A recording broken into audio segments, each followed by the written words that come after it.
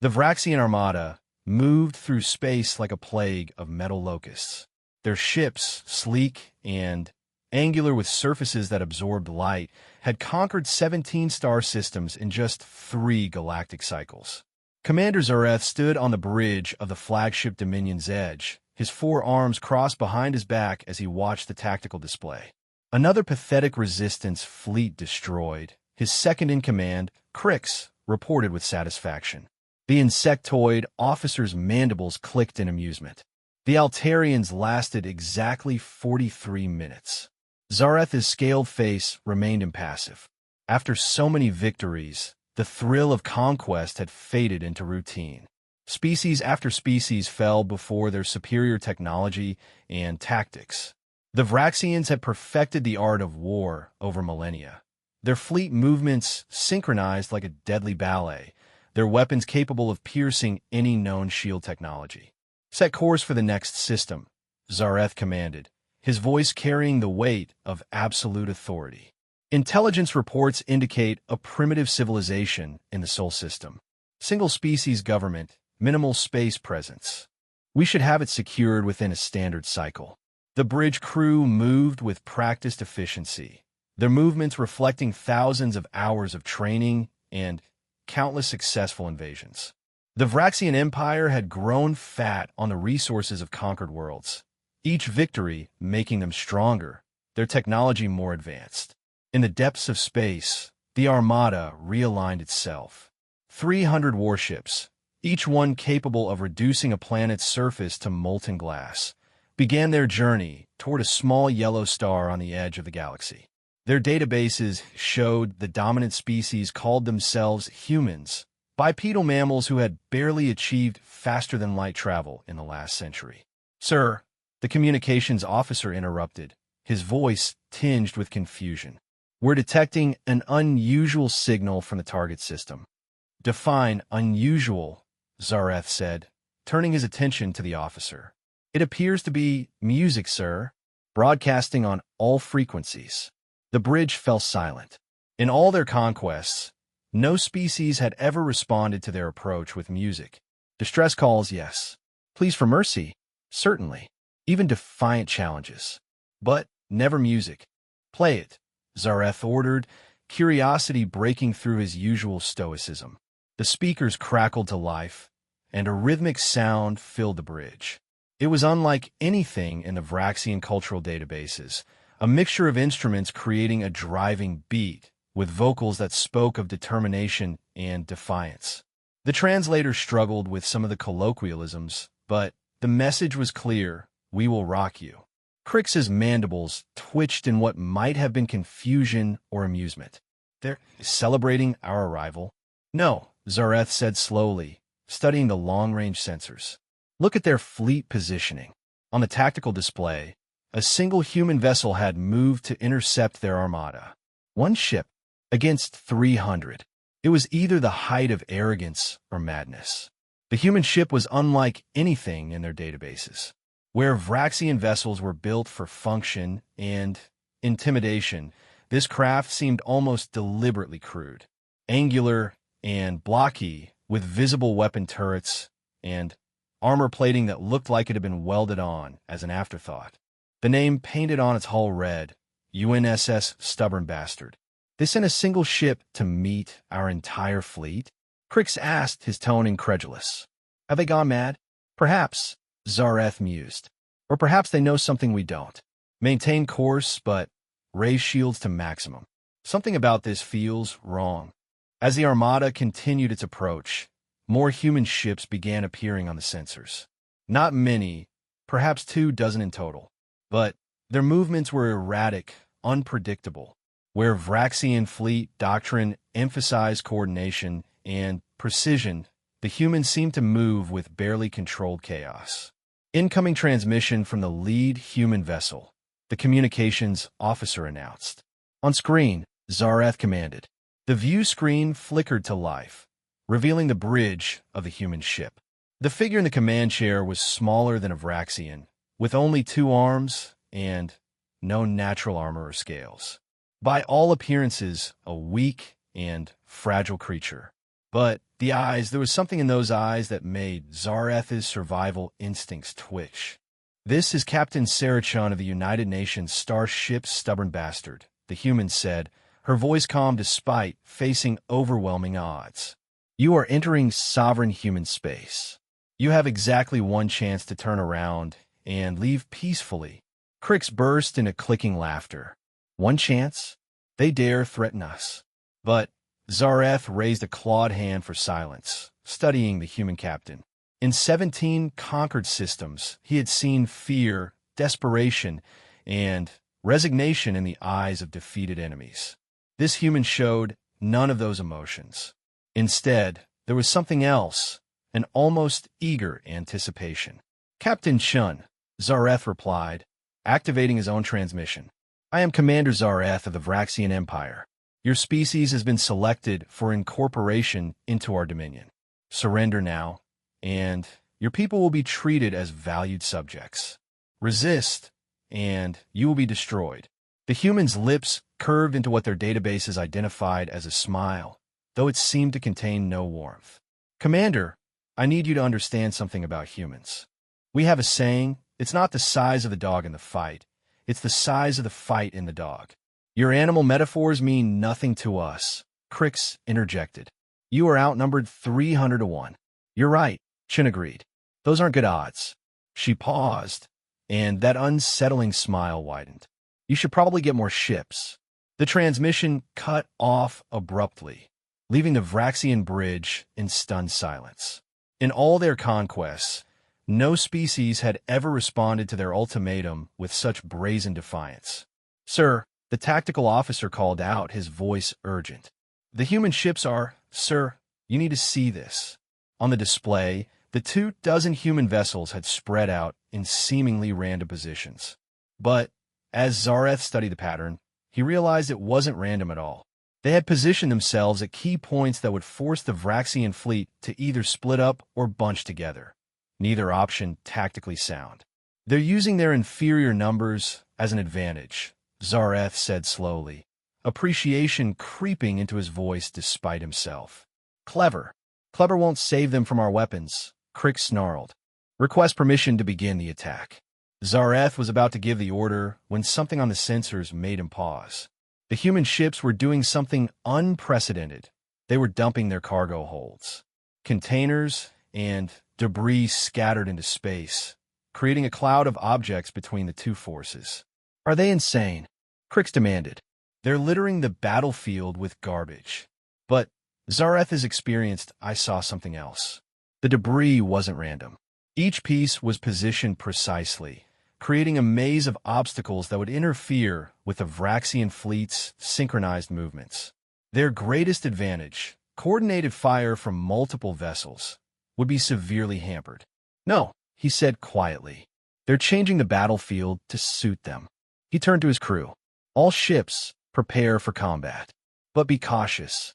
These humans, they don't fight like the others." As the Vraxian armada began its final approach, the music from the human ships grew louder, broadcasting across all channels. Different songs now, all speaking of war, defiance, and an absolute refusal to surrender. It was psychological warfare of a type the Vraxians had never encountered. The first shots were fired by the humans. Not the massive, coordinated barrage the Vraxians expected, but precise surgical strikes. The stubborn bastard's main gun spoke once, and a Vraxian destroyer's engine exploded, sending it spinning into its neighbor.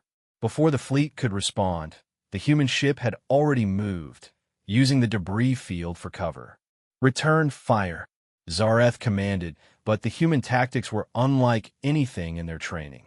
Where every other species had tried to match the Vraxians ship for ship in formal battle lines, the humans fought like predators, striking from cover, using hit-and-run tactics, turning the Vraxians' own numbers against them.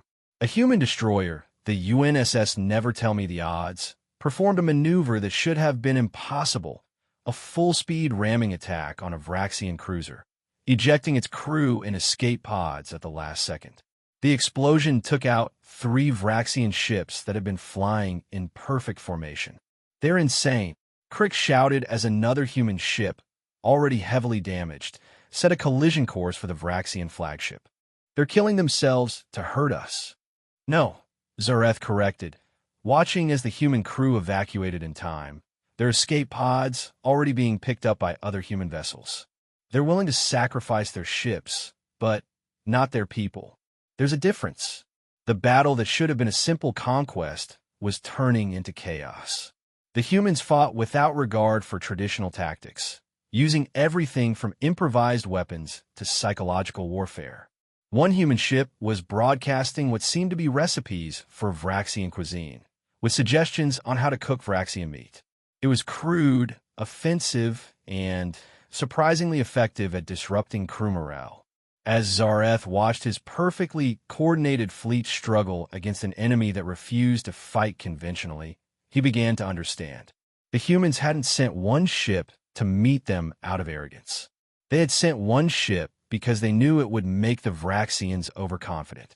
Everything, the music, the debris field, the unconventional tactics, had been planned. "Sir," the sensor officer called out, panic in his voice. "Massive energy signatures detected. The humans, sir, they're arriving." On the display, hundreds of new contacts appeared. Human ships of every size and configuration, from massive battleships to tiny fighters, emerged from hidden positions throughout the system. They had been there all along, powered down and invisible to sensors, waiting for the Vraxian fleet to commit to the battle. Captain Chen's face appeared on the screen again, that same unsettling smile in place. "Commander Zareth, meet the real human fleet. You see, we've been preparing for something like you for a long time. Every species out here told us space was peaceful, that conflicts were resolved through negotiation and reason. But we're humans. We know better. We know there's always someone out there who thinks they can take what's ours." The display showed the true scope of human preparation. Defensive platforms hidden in asteroid fields, minefields disguised as debris, and a fleet that, while not as advanced as the Vraxian Armada, outnumbered them 2-1. You want to know the difference between humans and every other species you've conquered? Shun continued. They fought to protect what they had. We fight because fighting is what we do. It's in our bones, our blood, our very souls. We've been killing each other for thousands of years, and we've gotten very, very good at it. And now, Commander, you've given us something we've been looking for, a common enemy. The human fleet began to move, not with the mechanical precision of the Vraxians, but with a controlled chaos that spoke of predators closing in for the kill. Each ship fought as an individual unit, while somehow maintaining overall cohesion, adapting to the Vraxians' every move with terrifying efficiency. Commander Zareth watched his tactical display with growing disbelief as the human fleet executed maneuvers that violated every principle of organized space warfare. A human frigate, the UNSS Hold My Beer, accelerated directly into a formation of Vraxian destroyers, launching all its escape pods filled with explosives just before impact. The pods scattered like deadly seeds, detonating among the tightly packed enemy ships. They're using their own lifeboats as weapons. Crick shrieked, his usual composure cracking as another Vraxian vessel exploded. "This is madness." But Zareth saw method in the madness. Every seemingly chaotic action served a purpose, disrupting the Vraxian fleet's ability to coordinate.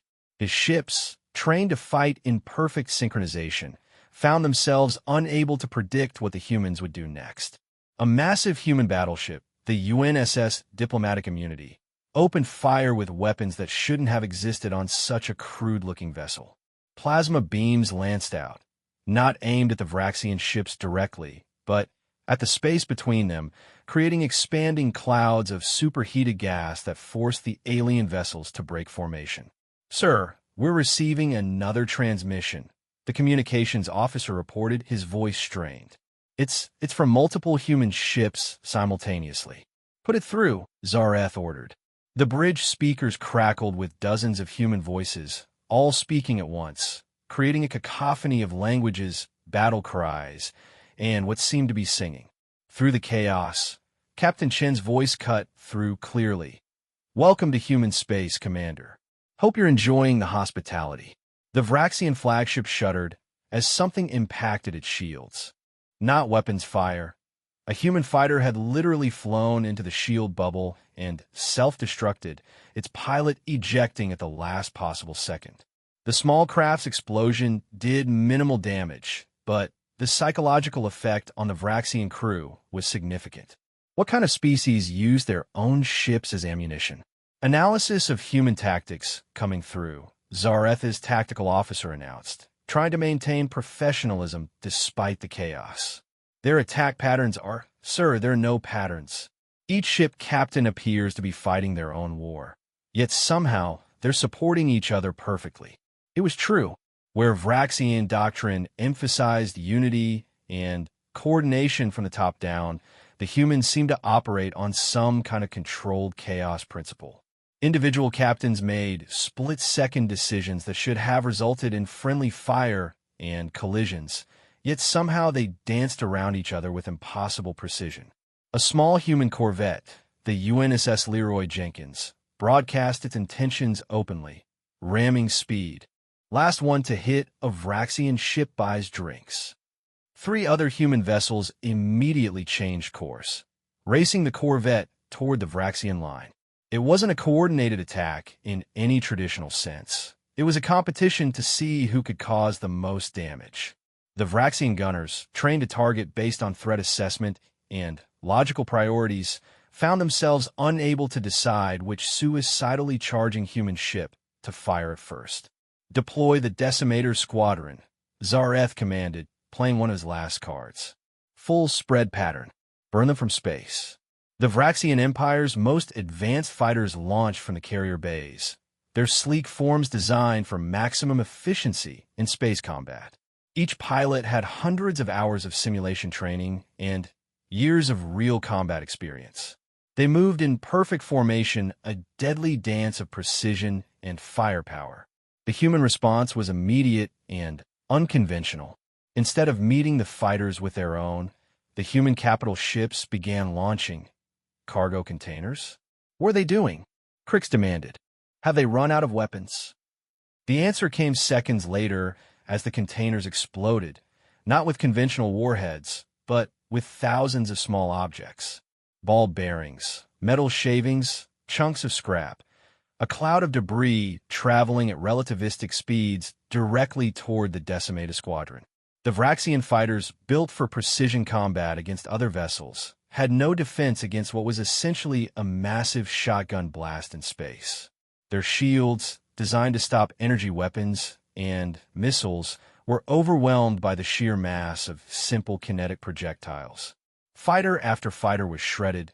Their perfect formation turned into a liability as debris that missed one target found another.